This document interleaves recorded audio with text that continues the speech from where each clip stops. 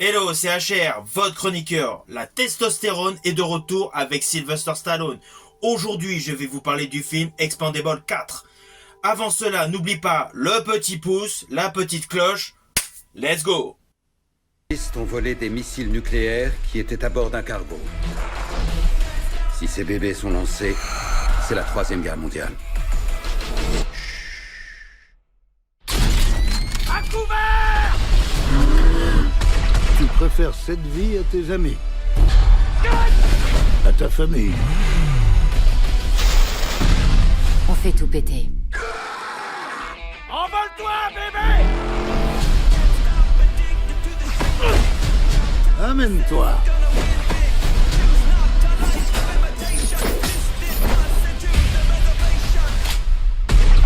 Bah là, ça devient enfin fun.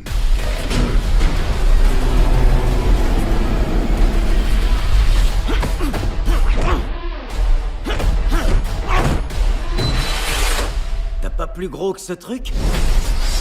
Oh, j'en ai un qui est bien plus gros.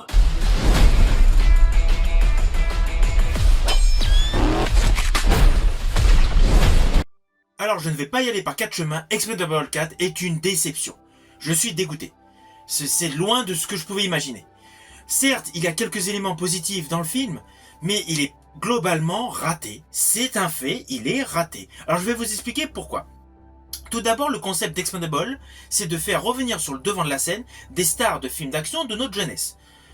Au fil des 3 premiers opus, nous avons pu ainsi revoir sur le devant de la scène Sylvester Stallone, Jason Statham, Jet Li, Mickey Rourke, Bruce Willis, Terry Crews, Randy Couture, Jean-Claude Van Damme, Scott Adkins, Dolph Lundgren, Chuck Norris, Wesley Snipes, bon j'en passe, voilà. C'était blindé de vieilles gueules, vraiment du cinéma d'action. Là, cet opus, déjà, les grandes gueules de cinéma d'action, ça se résume à Sylvester Stallone, Randy Couture et Jason Statham. Ça a largement diminué. Franchement, même s'il faisait qu'un tout petit caméo, au moins un petit Jet Li, un petit Schwarzy, enfin bon, bref.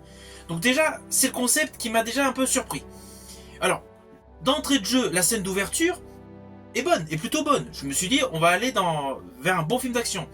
Sauf que, contrairement à l'habitude, ce n'est pas les Expandables que nous découvrons dès le début du film, mais c'est l'équipe des méchants. Voilà, ok, l'équipe des méchants en Libye, voilà, attaque un camp d'entrée de jeu avec un général pour piquer des détonateurs. Jusque là, ça va. Après, plan séquence, lumière bleue, ambiance Terminator, on va dire, sur Sylvester Stallone, dans le bar, voilà, où il y a tout le monde, tous les potes d'habitude des Expandables. Ce postulat était intéressant. Et le problème, c'est à partir de là que ça commence à partir en vrille. Sylvester Stallone part chercher Jason Statham chez lui pour récupérer sa bague qu'il a perdue à la suite d'un pari. Déjà, bon, entrée de jeu, ok. En plus, il arrête pas de dire qu'il est vieux, qu'il a mal au dos, ok. Après, il y a la scène vraiment étonnante à travers l'œil de bœuf, il voit l'intérieur de la maison. De l'extérieur, je ne comprends pas du tout comment on peut voir l'intérieur, enfin bon. Là, on retrouve une Megan Fox, donc Fury Bar. Ceci dit, très maquillée, mais bon. Je me suis dit, c'est juste l'entrée de jeu pour nous la présenter. Ils ont voulu faire un clin d'œil à son postulat de femme fatale. Ok. Petite tenue. Ok, il n'y a pas de souci, mais c'est juste l'entrée en matière. De ce fait, Jason Statham et Stallone vont dans le fameux bar. Forcément, bagarre, film très bourrin. Je reconnais, mais c'est ce qu'on aime principalement dans l'Expandable.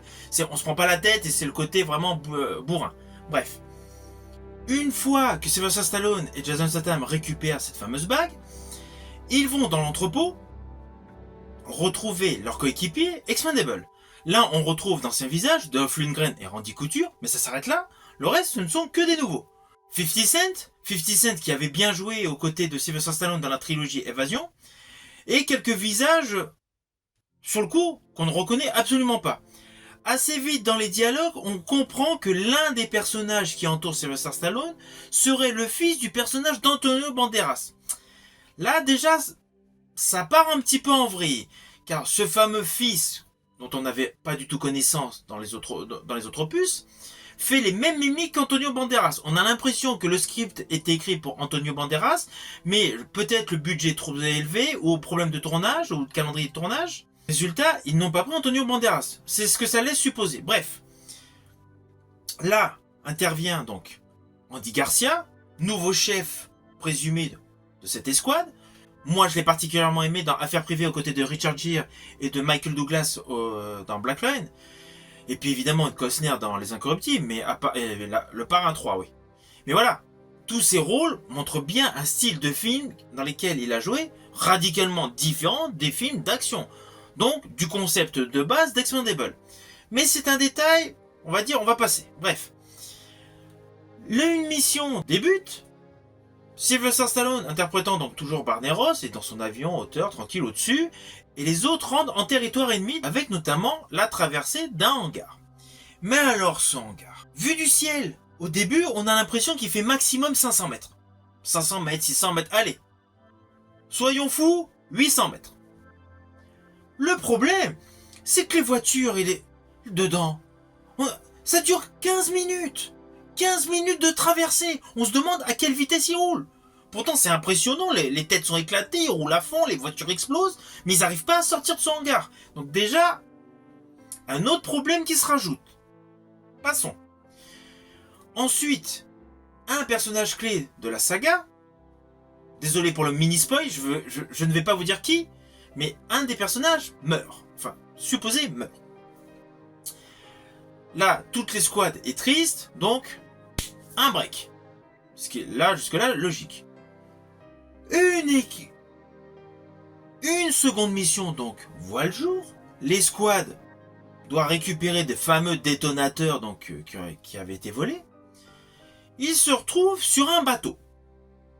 Oui, j'ai été un peu vite là, mais je vais passer quelques détails. Tout le reste du film se passe sur le bateau. Donc ça change des autres opus où on voyait du paysage. Là, c'est un bateau. Un bateau qui de surcroît est à la base un cargo, qui est décoré façon porte-avions. On comprendra pourquoi après. Dans l'histoire, mais bon. Le souci, c'est que l'escouade se retrouve complètement piégée en un clin d'œil. Donc en fait, ils ne font pas de mission.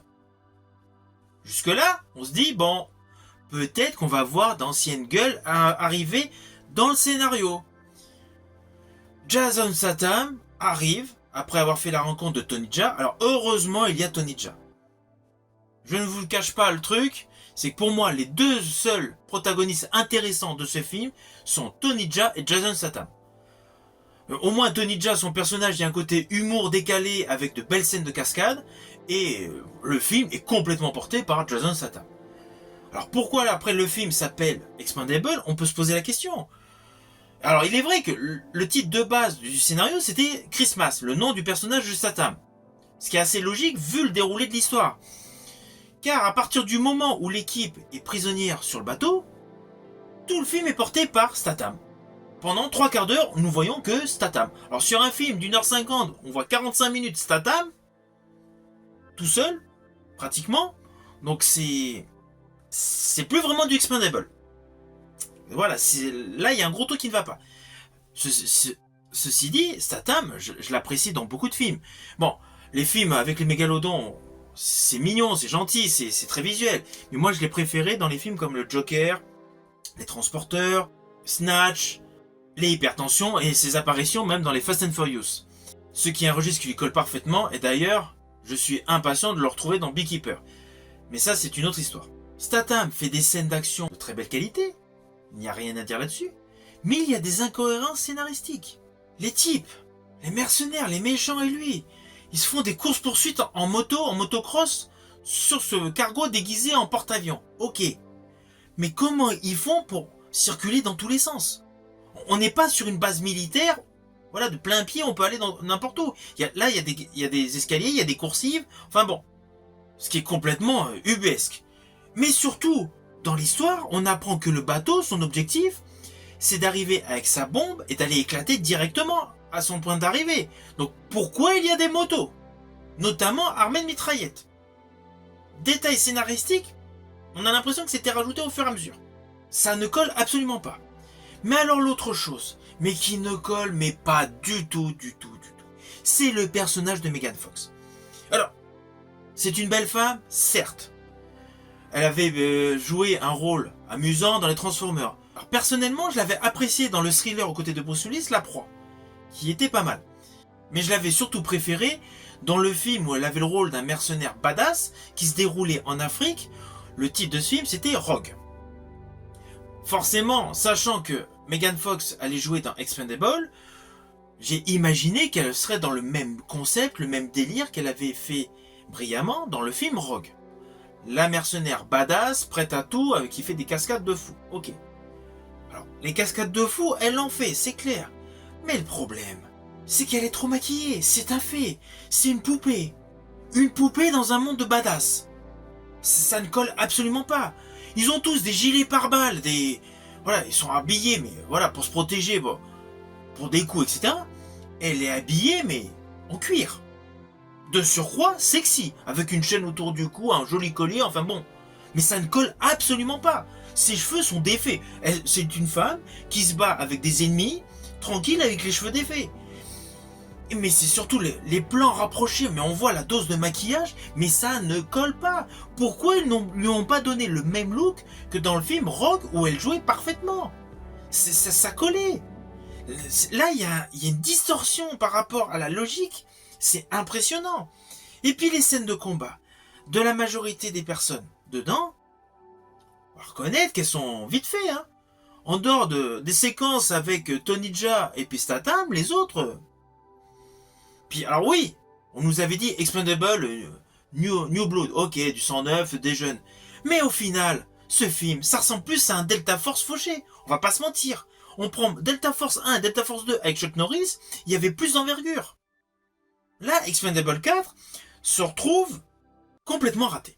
Avec certaines scènes de combat qui sont belles, Tony Jaa, Statham. Mais si on enlève ces deux acteurs, le film vaut que dalle. Désolé de parler ainsi, mais le film est raté. Alors, pour les amoureux de la saga, c'est un chapitre supplémentaire. Oh, ok, mais chapitre supplémentaire très décevant. La musique, n'en parlons pas, quasi inexistante, elle n'a aucune profondeur.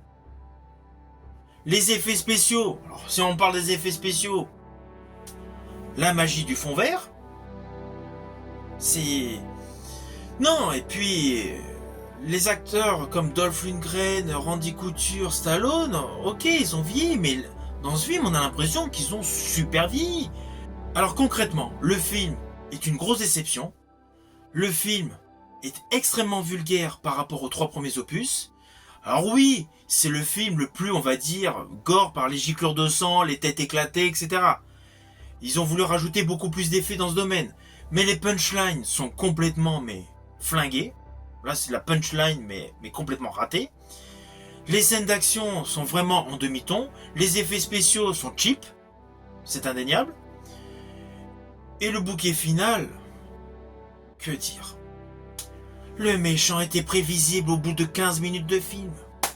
N'importe qui a l'habitude de regarder des films de ce type détecte qui est le grand méchant du film.